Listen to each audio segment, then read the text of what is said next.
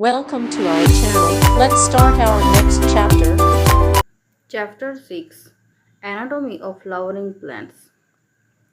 You can very easily see the structural similarities and variation in the external morphology of the larger living organism, both plants and animals. Similarly, if we were to study the internal structure, one can find several similarities as well as differences.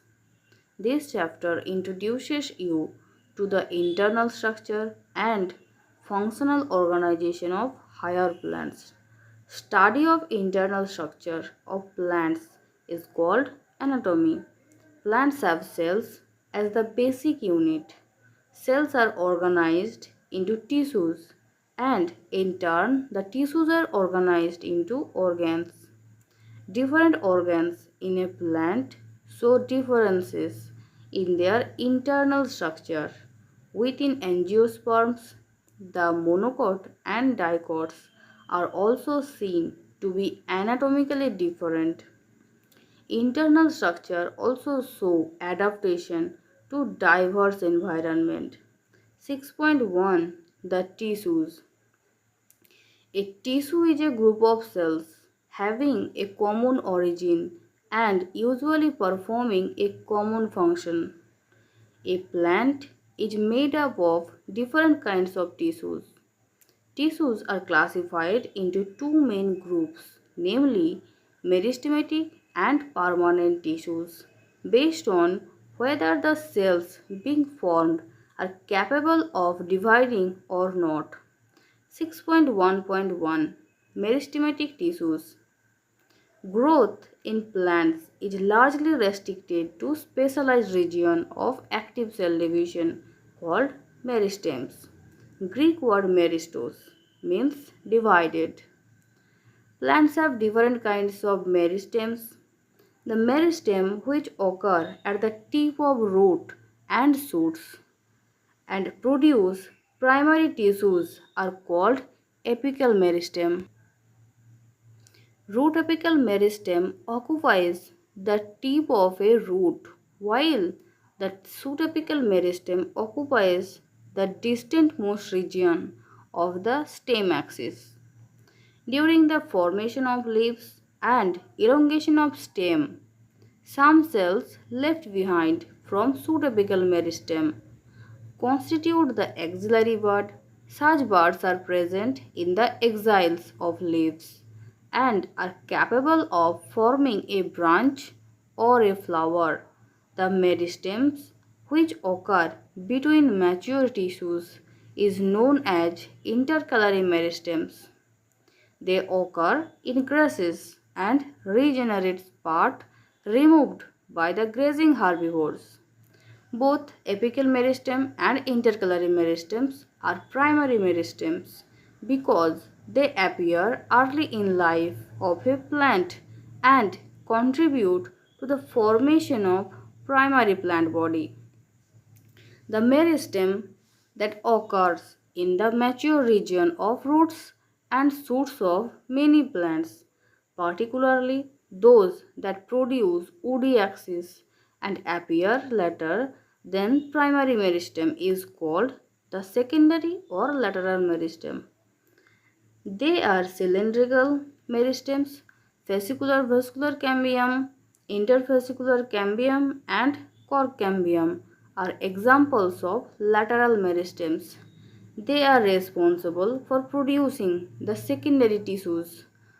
Following division of cells in both primary and as well as secondary meristems, the newly formed cells become structurally and functionally specialized and lose the ability to divide. Such cells are termed permanent or mature cells and constitute the permanent tissues.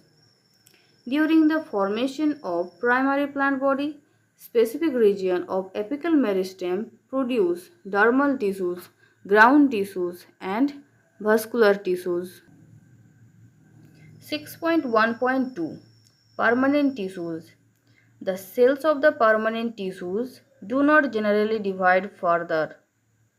Permanent tissues having all cells similar in structure and function are called simple tissues.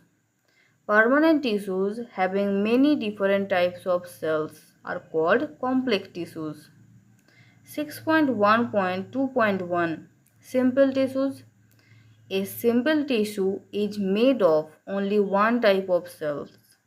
The various simple tissues in plants are parenchyma, collenchyma, and sclerenchyma. Parenchyma forms the major component within organs. The cells of the parenchyma are generally isodiametric. They may be spherical, oval, round, polygonal, or elongated in shape. Their walls are thin and made up of cellulose. They may be either closely packed or have small intercalary spaces. The parenchyma forms variation functions like photosynthesis, storage, secretion. The collenchyma occurs in layers between the epidermis in dicotyledonous plants. It is found either as a homogeneous layer or in patches. It consists of cells which are much thickened at the corners due to a deposition of cellulose, hemicellulose, and pectin. Collenchymatous cells may be oval, spherical, or polygonal and often contain chloroplast. These cells assimilate food when they contain chloroplast. Intercellular spaces are absent. They provide mechanical support to the growing parts of the plants such as young stem and petiole of a leaf. Sclerenchyma consists of long, narrow cells with thick and lignified cell walls having a few or numerous pits. They are usually dead and without protoplast. On the basis of variation in form, structure, origin, and development, sclerenchyma may be either fibrous or scleroids.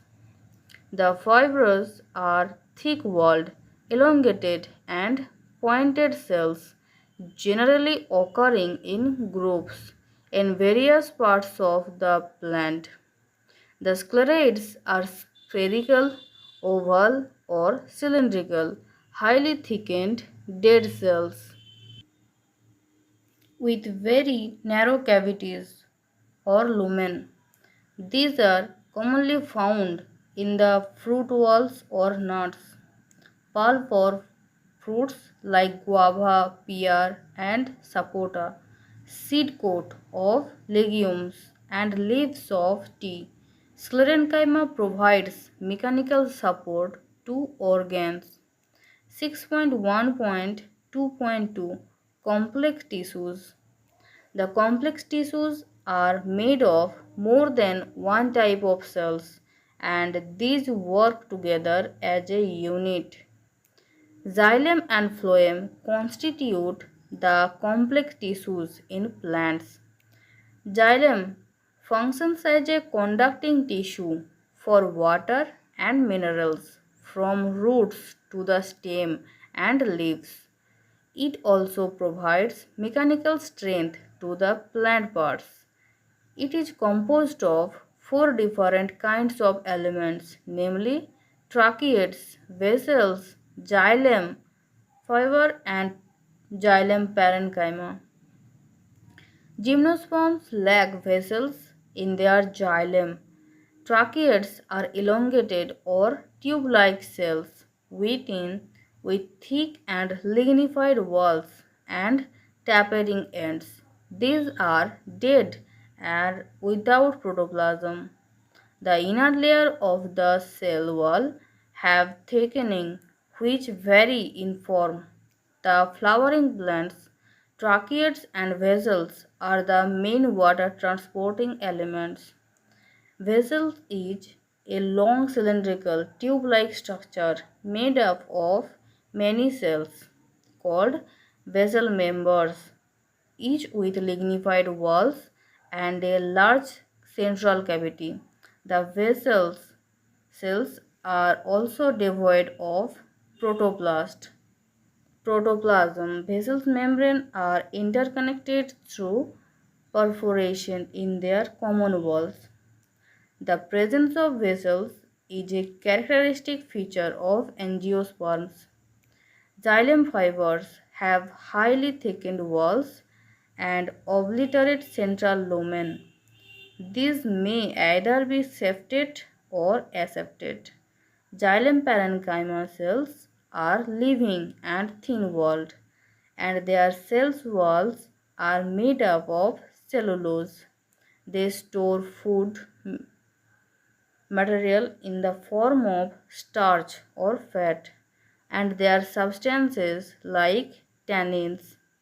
The radial conduction of water takes place by the ray parenchymatous cell.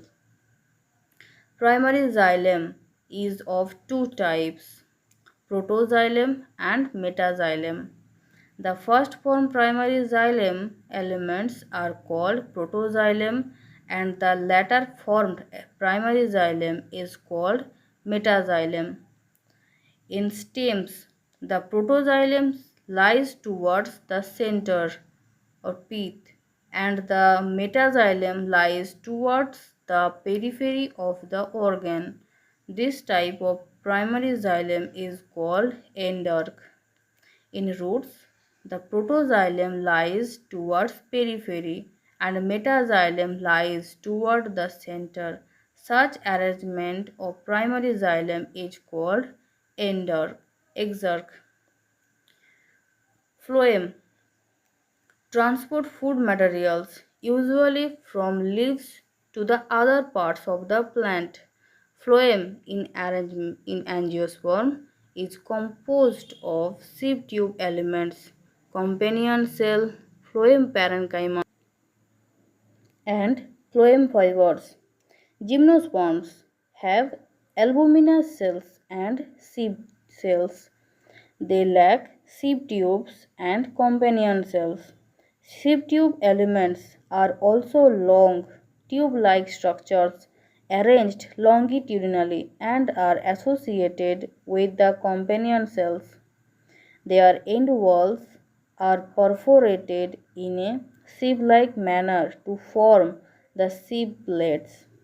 A mature sieve element possesses a peripheral cytoplasm and a large vacuole but lacks a nucleus. The functions of sieve tubes are controlled by the nucleus of companion cells. The companion cells are specialized parenchymatous cells, which are closely associated with sieve tube elements. The sieve tube elements and companion cells are connected by pith fields present between their common longitudinal walls. The companion cells help in maintaining the pressure gradient in the sieve tubes. Phloem parenchyma is made up of elongated, tapering cylindrical cells which have dense cytoplasm and nucleus. The cell wall is composed of cellulose and has pits through which plasmodesmatal connections exist between the cells. The phloem parenchyma stores food material and other substances like resin, latex, and mucilage. Phloem parenchyma is absent in most of the monocotyledons. Phloem fibers, that is also called bast fibers, are made up of sclerenchymatous cells. These are generally absent in the primary phloem but are found in the secondary phloem. These are much elongated, unbranched, and have pointed needle-like apex. The cell wall of phloem fibers is quite thick. At maturity, these fibers lose their protoplasm and become dead. Phloem fibers of jute, flax, and hemp are used commercially. The first form primary phloem consists of narrow sieve tube and is referred to as protophloem, and the latter form phloem has bigger sieve tube and is referred to as metaphloem. 6.2. The tissue system. We were discussing types of tissues based on the types of cells present. Let us now consider how tissues vary depending on their location in the plant body. Their structure and function would also be dependent on location. On the basis of their structure and location, there are three types of tissue system. These are the epidermal tissue system, the ground or fundamental tissue system, and the vascular or conducting tissue system. 6.2.1 Epidermal tissue system. The epidermal tissue system forms the outermost covering of the whole plant body and comprises epidermal cells, stomata, and epidermal appendages, the trichomes and hairs. The epidermis is the outermost layer of the primary plant body. It is made up of elongated, compact, arranged cells which form a continuous layers.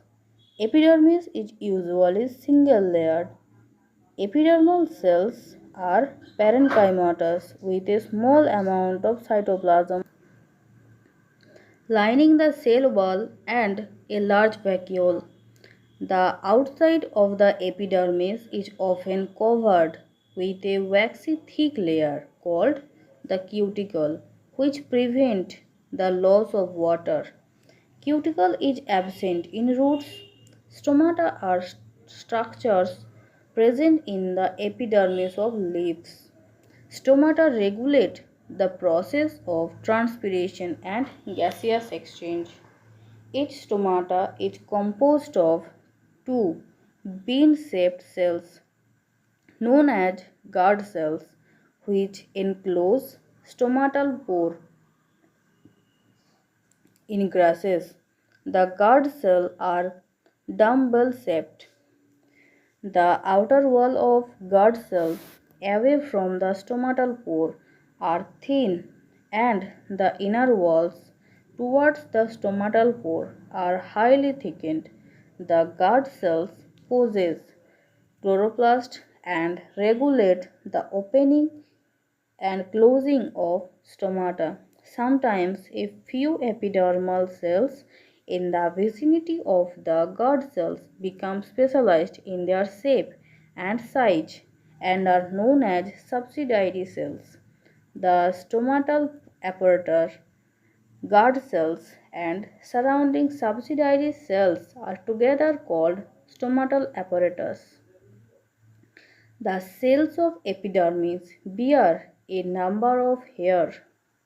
The root hairs are unicellular, elongated of the epidermis cells and help absorb water and minerals from the soil. On the stem, the epidermal hairs are called trichomes. The trichomes in the shoot system are usually multicellular. They may be branched or unbranched and soft or stiff. They may even be secreted. The trichomes help in preventing water loss due to transpiration. 6.2.2 The gut tissue system. The ground tissue system. All tissues except epidermis and vascular bundles constitute the ground tissue. It consists of simple tissues such as parenchyma, collenchyma, and sclerenchyma. Parenchymatous cells are usually present in cortex, pericycle, pith, and medullary rays in the primary stems and roots. In leaves, the ground tissue consists of thin-walled chloroplast containing cells and is called mesophyll. 6.2.3 The vascular tissue system. The vascular system consists of complex tissues, the phloem and xylem. The xylem and phloem together constitute vascular bundles. In dicotyledonous systems, cambium is present between phloem and xylem. Such vascular bundles, because of the presence of cambium, possess the ability to form secondary xylem and phloem tissues and hence are called open vascular bundles. In the monocotyledons, the vascular bundles have no cambium present in them. Hence, since they do not form secondary tissues, they are referred to as closed. When xylem and phloem within a vascular bundle are arranged in an alternate manner on different radii, the arrangement is called radial, such as in roots. In conjoined type of vascular bundles, the xylem and phloem are situated at the same radius of vascular bundle. Such vascular bundles are common in stems and leaves. The conjoined vascular bundles usually have the phloem located only on the outer side of xylem. 6.3 Anatomy of dicotyledonous and monocotyledonous plants. For a better understanding of tissue organization of roots, stems, and leaves, it is convenient to study the transverse section of the mature zone of these organs. 6.3.1 Dicotyledonous root. Look at figure 6.6a. It shows the transverse section of the sunflower root. In the internal tissue organization is as follows.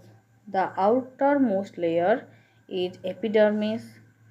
Many of the epidermis cells protrude in the form of unicellular root hair. The cortex consists of several layers of thin-walled parenchyma with intercellular spaces. The innermost layer of the cortex is called endodermis.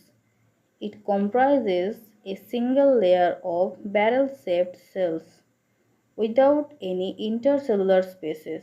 The tangential as well as radial walls of the endodermis cells have a deposition of water impermeable waxy material suberin in the form of Casparian strips. Next to endodermis lies a few layers of thick-walled parenchymatous cells referred to as pericycle. Initiation of lateral roots and vascular cambium during the secondary growth takes place in these cells. The pith is small or inconspicuous. The parenchymatous cells which lie between the xylem and phloem are called conjunctive tissues. There are usually 2 or 4 xylem and phloem patches. Later, a cambium ring develops between the xylem and phloem. All tissues on the inner side of the endodermis, such as pericycle, vascular bundle, and pith, constitute the stele. 6.3.2 Monocotyledonous roots. The anatomy of the monocot root is similar to the dicot root in many respects. It has epidermis, cortex, endodermis, pericycle, vascular bundle, and pith. as compared to the dicot root, which have fewer xylem bundle. There are usually more than 6 xylem, which are called polyarch. Xylem bundle in monocot root. Pith is large and well developed. Monocotyledonous roots do not undergo any secondary growth. 6.3.3 Dicotyledonous stem. The transverse section of a typical young dicotyledonous stem shows that the epidermis is the outermost protective layer of the stem. Covered with a thin layer of cuticle, it may bear trichomes and a few stomata. The cells arranged in multiple layers between epidermis and pericycle constitute the cortex. It consists of three subzones. The outer hypodermis consists of a few layers of collenchymatous cells just below the epidermis, which provide mechanical strength to the young stem.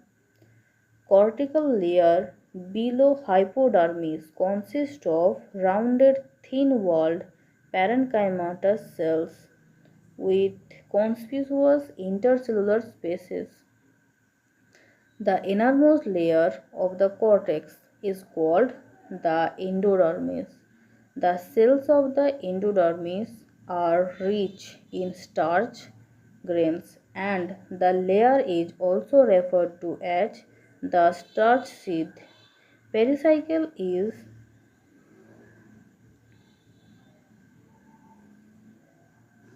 present on the inner side of the endodermis and above the phloem in the form of semilunar patches of sclerenchyma. In between the vascular bundle, there are a few layers of radially placed parenchymatous cells which constitute medullary rays. A large number of vascular bundles are arranged in a ring. The ring arrangement of vascular bundle is a characteristic of dicot stem. Each vascular bundle is conjoint, open, and with ender protoxylem. A large number of rounded parenchymatous cells with large intercellular spaces which occupy the central portion of the stem constitute the pith. 6.3.4 Monocotyledonous stem. The monocot stem has a sclerenchymatous hypodermis, a large number of scattered vascular bundles. Is surrounded by a sclerenchymatous bundle sheath and a large conspicuous parenchymatous ground tissue. Vascular bundles are conjoint and closed. Peripheral vascular bundles are generally smaller than the centrally located ones.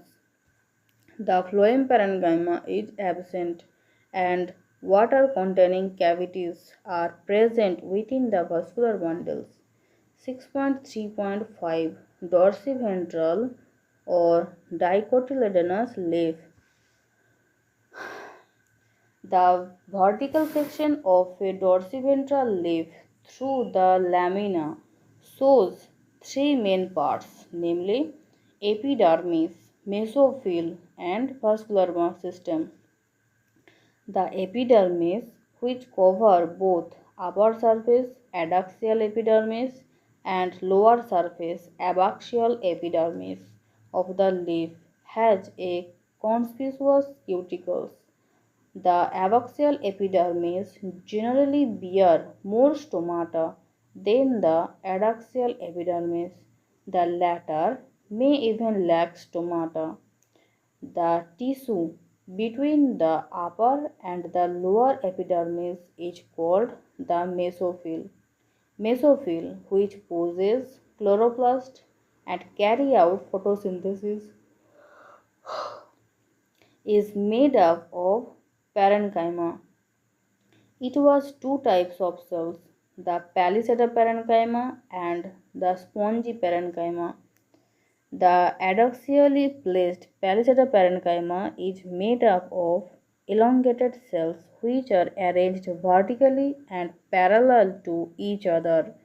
The oval or round and closely arranged spongy parenchyma is situated below the palisada cells and extend to the lower epidermis.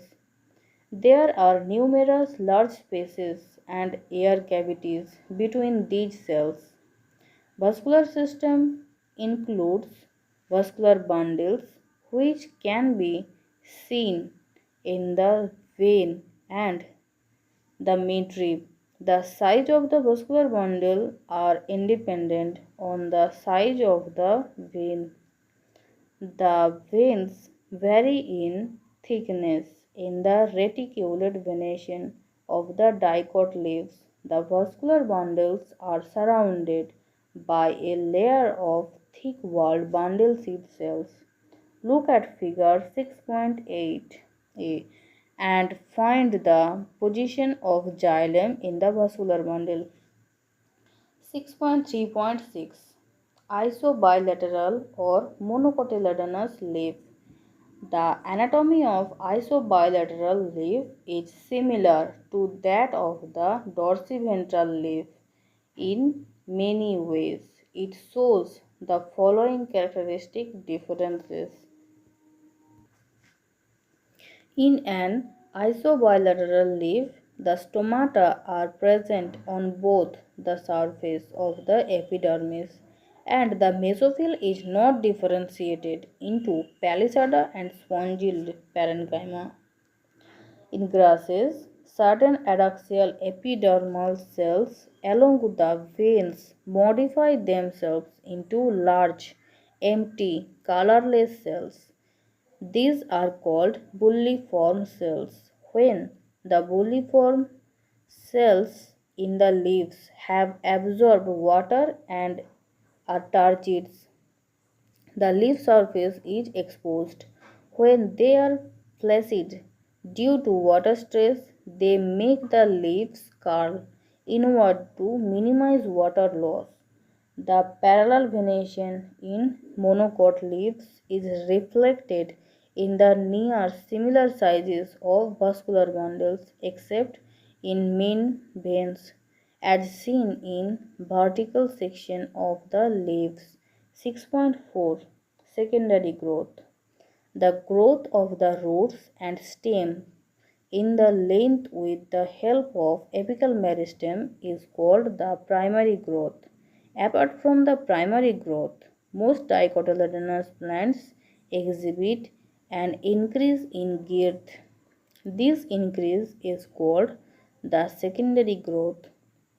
The tissues involved in secondary growth are the two lateral meristem, vascular cambium and core cambium. 6.4.1 Vascular cambium. The meristematic layer that is responsible for cutting off vascular tissues, xylem and phloem, is called vascular cambium.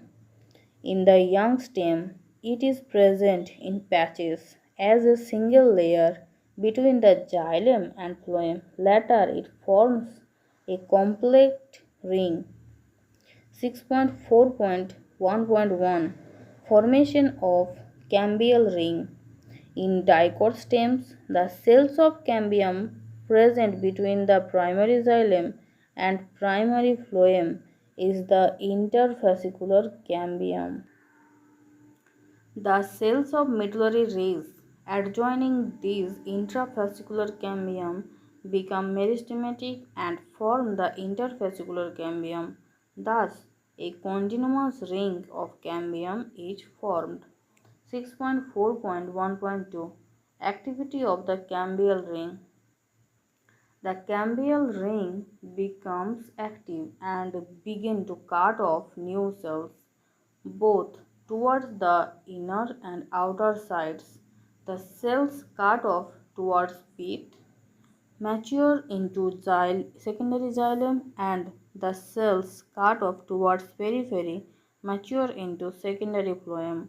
The cambium is generally more active on the inner side than one on the outer. As a result, the amount of secondary xylem produced is more than secondary phloem and soon forms a compact mass. The primary and secondary phloem get gradually crushed due to the continued formation and accumulation of secondary xylem. The primary xylem, however, remains more or less intact in or around the center.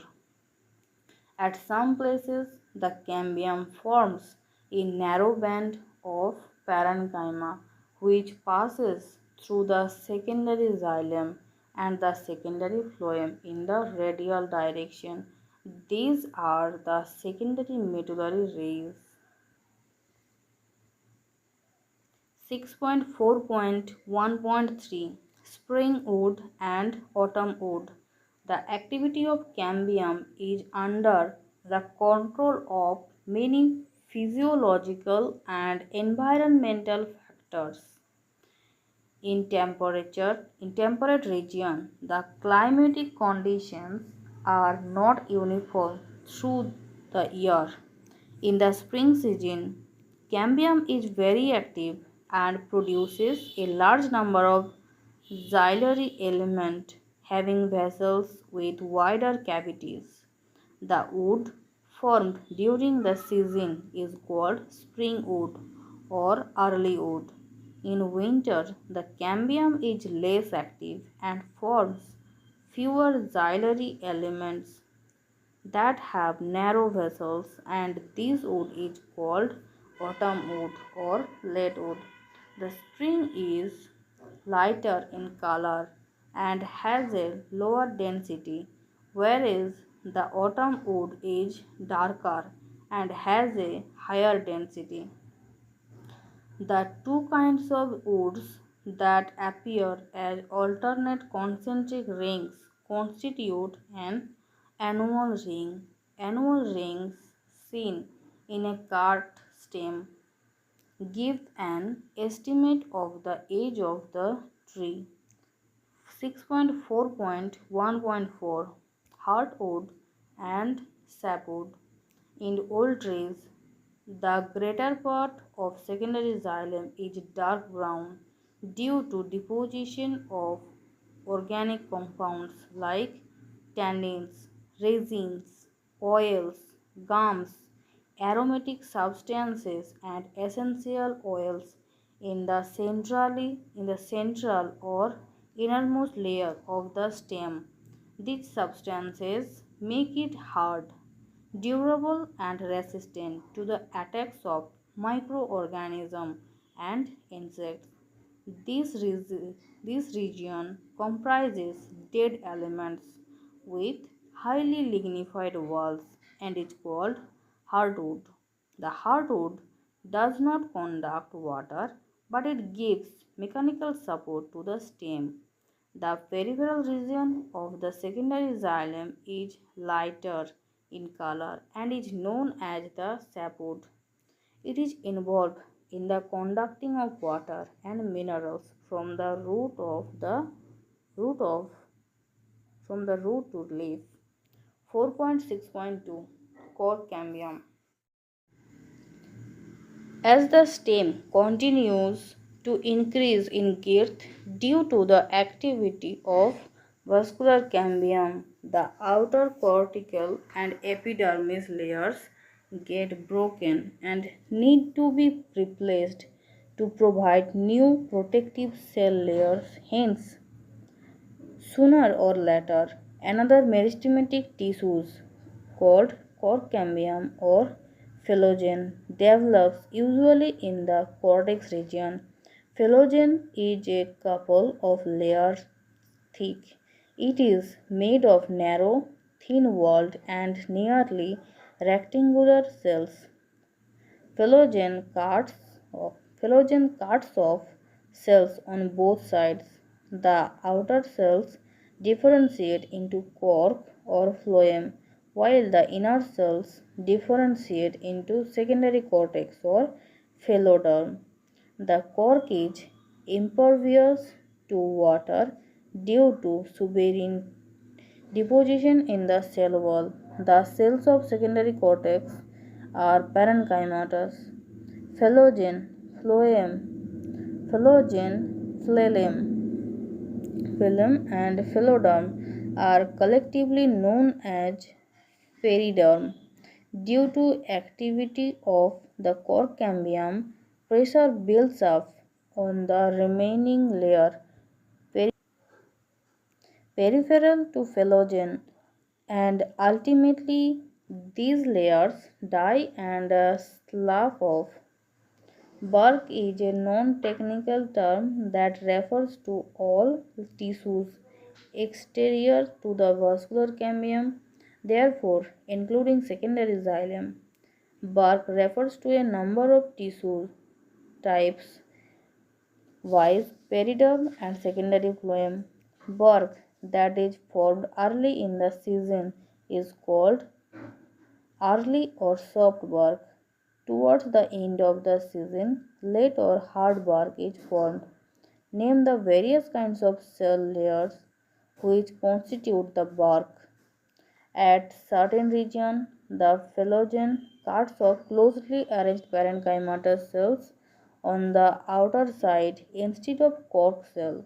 These parenchymatous cells soon rupture the epidermis, forming a lens-shaped opening called lenticels. Lenticels permits the exchange of gases between the outer atmosphere and the internal tissues of the xylem. These occur in most woody trees. 6.4.3 Secondary xylem in roots. In the dicot root, the vascular cambium is completely secondary in origin.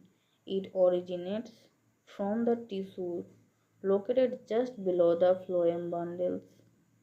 A portion of pericycle tissues above the protoxylem, forming a complete and continuous wavy ring, which later become circular.